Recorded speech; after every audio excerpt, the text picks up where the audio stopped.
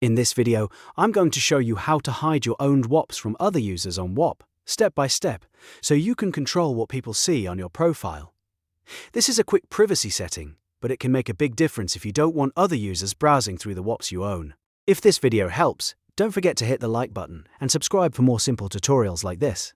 Alright, let's jump right in. First, go to whop.com and sign into your account. Once you're logged in, make sure you're on your home feed so you're starting from the right place.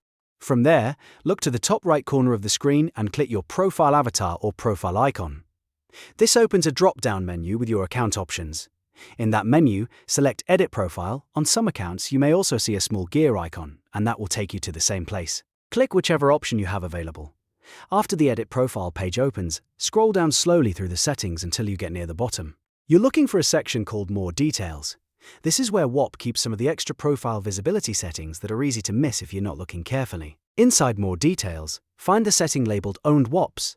This option controls whether other users can see the Whops that you own on your profile. To hide them, simply toggle the switch to the off position. Once it's turned off, your owned Whops will no longer be shown to other users viewing your profile. That's it. The change should take effect right away, and your profile will be a little more private and cleaner looking. If you ever want to show them again later, you can always come back to the same setting and turn the switch back on. So to recap, you sign into Whop, open your profile settings, scroll to More Details, and turn off Owned Whops. Simple, fast, and easy. If this tutorial helped you, make sure you like the video, subscribe to the channel, and leave a comment if you want more Whop walkthroughs in the future.